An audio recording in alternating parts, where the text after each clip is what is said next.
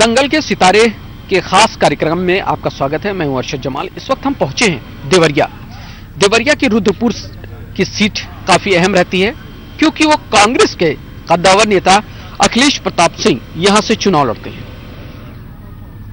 लोगों के जहन में किस तरह से रुद्रपुर की सीटें हैं और क्या अखिलेश सिंह से कितना कनेक्ट है, ये देखिए कि लोग यहां पर पहुंचे हुए हैं और अखिलेश प्रताप सिंह से रूबरू हो रहे हैं, बातचीत कर रहे हैं।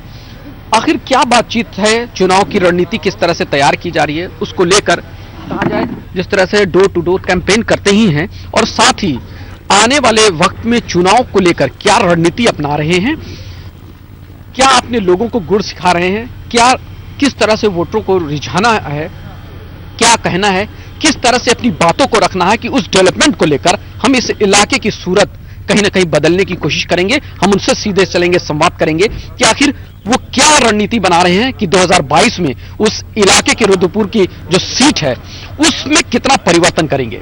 आइए सीधे चलते हैं। दंगल के हमारे सितारे हैं अखिलेश प्रताप सिंह जी और रुद्रपुर के भी सितारे हैं। क्यों सही कह रहा हूं मैं? जनता जनार्दन के हम सिर्फ एक छोटे से सेवक हैं, कार्यकर्ता हैं और जनता का प्यार है। ये हमें हौसला बढ़ाता है कि ये प्यार हमें इतना ताकत देता है कि हम इस क्षेत्र के लिए जी जान से विकास के लिए जुट जाते हैं। बिल्कुल, अखिलेश जी हैं रुद्रपुर के, यहीं के रहने वाले हैं। एजुकेशन इलाहाबाद यूनिवर्सिटी से लिया, लेकिन कहीं ना कहीं कमोबेश उनके दिल की धड़कन जो है इस रुद्रपुर की विधानसभा की सीटों पर लगी रहती है क्योंकि उनकी नजरें रहती हैं और डोर टू डोर कैंपेनिंग करते हैं। एक एक घर के एक एक व्यक्ति को, रामू हो या श्यामू हो या फिर लल्लन साहब हो, हर किसी को वो नाम से जानते हैं। आखिर ऐसा क्या है कि आपको हर लोग आपकी विधानसभा में इतना कनेक्ट कैसे हैं आप? नहीं, हम जब से चुनाव लड़ रहे हैं हम होर्डिंग, पोस्टर, बैनर कभी नहीं बनवाते हैं। हम सबके घर जाते हैं कि भाई हमें होर्डिंग से मत पहचानो, हम तुम्हारे आपके घर आए हैं, हम आपसे मिलके सीधे हम बात करते हैं। या यूं कहें कि नेता का यही रूप होना चाहिए कि लोगों के दिलों में जिस तरह से घर कर जाए। एकदम, जब हम सार्वजनिक जीवन में हैं और लोगों के काम करने के लिए हैं तो हम जब लोगों के घर जाएंगे, उनसे मिलेंगे तो जमीनी हकीकत दिखेगी भी और सुन के समझ में भी आएगा। और यही कारण है कि जब हम देखते हैं कि यहाँ पे हमारे क्षेत्र में सबसे पिछड़ा इलाका था जी, लेकिन जब विपक्ष के विधायक रहते हुए यहाँ जीते तो जनता की उस ताकत से हमने विपक्ष के विधायक रहते हुए भी खूब विकास कराया। कोई गांव ऐसा नहीं है इस विधानसभा में जहां हमने पिच रोड न बनवाई हो। ग्रामीण मार्गों को मैंने मशीन से बनवाया। जब मैंने शासन में कहा कि हमारे क्षेत्र की सड़कें मशीन से बनेगी तो अधिकारी कहते थे गांव में कैसे मशीन चल सकती है, ये अभी तक नहीं हुआ। हमने कहा नहीं हुआ तो हमारे यहाँ से शुरू होगा। और मेरी विधानसभा में जितनी सड़कें बनी सब मशीन से बनी। 4 हॉट मिक्स प्लांट 5 साल मेरी विधानसभा में चलते रहे। जी जी। अखिलेश जी, जिस तरह से देखा जाए कि देवरिया जो कॉन्स्टिट्यूंसी है उसमें अभी जो चुनाव हुआ 2017 में 7 में से 6 सीटें बीजेपी ने कब्जा जमाया, 1 पर सपा ने। ऐसे में कहा जाए कि अब जो 2022 का इलेक्शन है, आपको क्या लगता है कि किस तरह की रणनीति आप अपना रहे हैं, लोगों से जिस तरह से संवाद कर रहे हैं, क्या आने वाले वक्त में यहाँ से और सीट निकलेगी कांग्रेस की?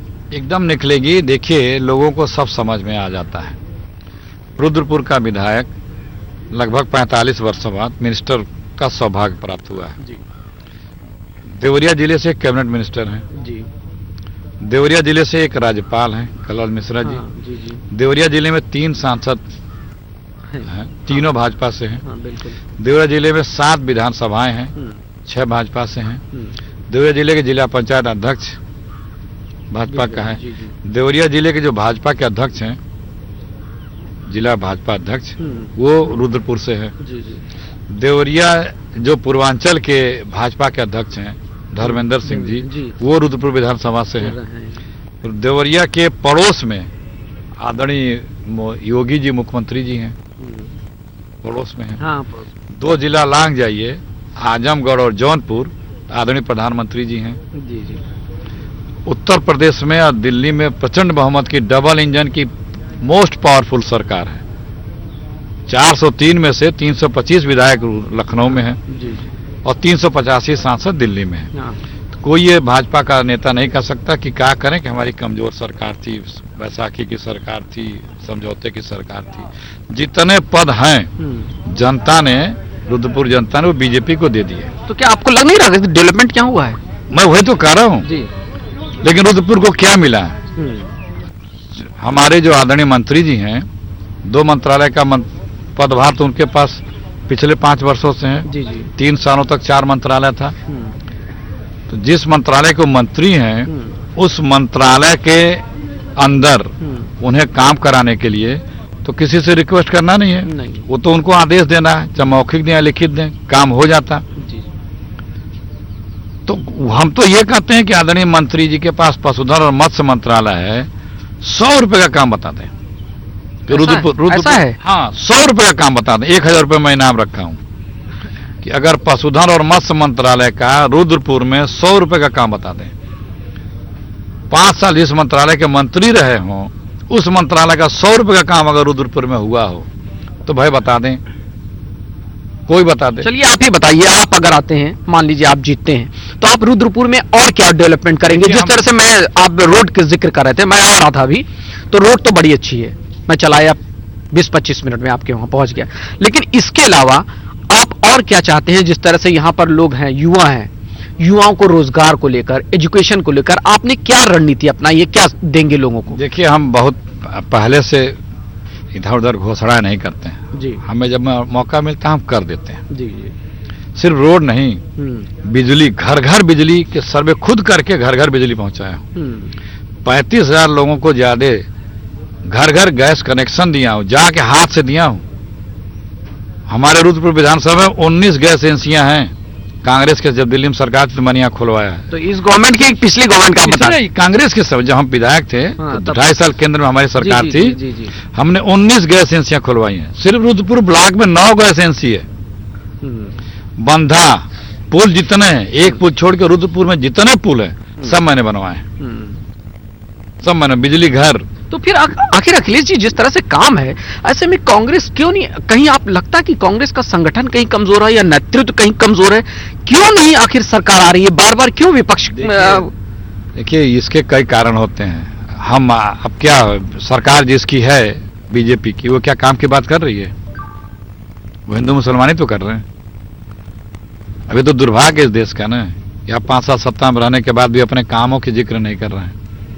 आपको क्या लगता है कि इस बार का जो चुनाव है वो जातिगत समीकरण पर होगा या विकास के एजेंडे पे? विकास पे होगा। जनता उब चुकी है, बेरोजगारी इंतहा बढ़ गई है। आप किसी गांव में चले जाइए, 25-50 परिवार बाहर से नौकरी का, वहां क्या गया है? महंगाई, गैस 1000 हो गया। जरा गांव में घूम के बात करिए महिलाओं से, लोगों से पूछ ले। हम गिना देना, फिर पूछ लीजिएगा। हाँ। गैस 1000 हो गया, सब्सिडी खत्म हो गई। 2 साल पहले 350-400 का था, 3-4 साल पहले। पेट्रोल के दाम देख ही रहे हैं। बिजली का बिल कांग्रेस के समय 1 यूनिट हर घर में फ्री था, गरीब के घर में, जो बीपीएल वाला था। अब 560 रुपए महीना कर दिया गया है, और ऊपर से थोक में आ रहा है। कड़ुआ तेल दाम 90 रुपए का, कड़ुआ तेल 200 रुपए हो गया है। चलिए, आप मोदी जी जैसे आए वैसे उन्होंने क्या किया कि राशन की चीनी बंद कर दी। ठीक है, आपकी सरकार की बात करते हैं। प्रियंका जी ने कहा है कि भाई हम टिकट महिलाओं को देंगे। आपकी कॉन्स्टिट्यूंसी की बात की जाए, देवरिया की बात की जाए, कितने लोगों, महिलाओं को टिकट मिला? यहाँ पे हमारे 3 महिलाओं को टिकट मिला। 3 महिलाओं को? हाँ। क्या लगता है कि तीनों महिलाएं निकाल ले जाएंगी? लड़ाई में है, जीतेंगी। कि कोई दूसरा दल क्यों नहीं कहता कि हमारे देश की आबादी 50% महिलाओं की है, महिला सशक्तिकरण होना चाहिए और हमारे यहाँ महिलाएं पूज्य होती हैं। तो कोई पॉलिटिकल पार्टी इस बात को क्यों नहीं एजेंडा बनाती है कि हम महिलाओं को आगे बढ़ाएंगे? प्रियंका गांधी कर रही हैं, सोनिया गांधी कर रही हैं, राहुल गांधी कर रहे हैं, कांग्रेस करती रही है। जो खाद्य सुरक्षा कानून लाया गया जी, उसमें जो मुखिया है वो महिला है, घर की राशन कार्ड की महिला। कांग्रेस ने ये नियम बनाया।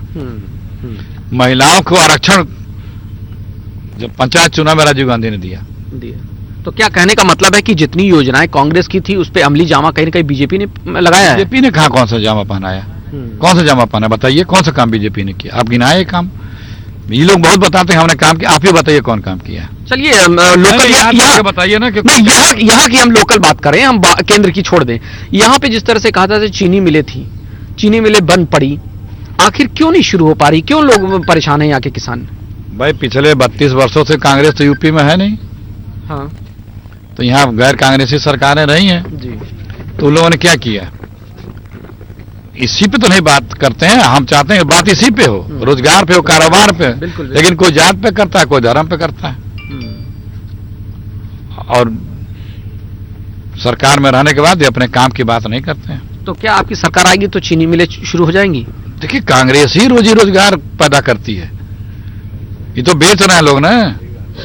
क्यों बेच रहे हैं? बेचने की जरूरत क्या है? जो सारी यूनिटें प्रॉफिट में वो बेच रहे हैं, क्यों बेच रहे हैं भैया? ये तो कह रहे हैं कि हम मेडिकल कॉलेज लाए आपके वहाँ। कौन? ये मेडिकल बीजे- कॉलेज मेरा लाया हुआ है, किसी से पूछ लीजिए। फीता तो इन्होंने काटा। अरे यही तो झूठ बोलने का काम कर। जो मेडिकल कॉलेज 2 साल में बना चाहिए, 8 साल में अभी बन के नहीं तैयार हुआ। बन गया देवरिया का फीता तो काट दिए हैं, बन गया। गोरखपुर में खाद कारखाने का फीता काटे ना मोदी जी, खाद प्रोडक्शन चालू हो गया है। अब गोरखपुर से आ रहे हैं ना, अभी पूरी तरह नहीं तो जब प्रधानमंत्री किसी चीज का उद्घाटन कर दे, इसका मतलब कि टोटली फंक्शन वहां जाना चाहिए ना। जी जी। तो एक भी बोरी खाद निकली क्या वहां से? निकल रही है क्या? तो आप खुद देख लीजिए कि किस तरह से ये लोग झूठ का आडंबर बना के जनता को गुमराह करने का प्रयास करते हैं। तो इस बार पूरा यकीन है कि आपकी सरकार बनेगी और आप यहाँ से विधायक होंगे, तो इस जो जनता है उस जनता के लिए आप जिस तरह से कैंपेनिंग करते हैं, मैंने देखा है कि आप सुबह ही उठ जाते हैं और लोगों के बीच जाते हैं। घूम के आ गए, आप सुबह आए होते देखते। अच्छा। आप सुबह अंधेरा था, कुछ नहीं था, हम 7 बजे गांव पहुंच गए थे। अब पूरा गांव 7 बजे इकट्ठा था, कम से कम 500 आदमी, 1000 आदमी। क्या कुछ इरादा बनाया है आपने कि इन लोगों से जो वादा करते हैं क्या करेंगे, बताइए भाई। जो वादा हमको दिखता है, हम पिछले जब से राजनीति करते हैं एक डायरी लेके चलते हैं, जो चीज हमको दिख जाती है उसमें लिख लेते हैं। अच्छा। अब बिना कहे हम कर देते हैं। हमसे कोई किसी ने कहा नहीं कि ये सड़क बनवा दीजिए, ये बिजली लगवा दीजिए, हम खुद करवा देते हैं। 22 में क्या सोचा है? सब सोच रखा है, सोचा मौका आने दीजिए, देखिए कर देंगे सब। बिल्कुल। तो ये थे अखिलेश प्रताप सिंह जी, जिन्होंने साफ कहा कि मौका आने दीजिए 2022 में। तो कहीं ना कहीं हम जो वादा किए हैं और ये जनता है पीछे, और जनता से जो वादा किया है हम उसको जरूर पूरे करेंगे। जनता से भी पूछते हैं, क्या लग रहा है? बहुत सही है, हाथ है तो साथ है।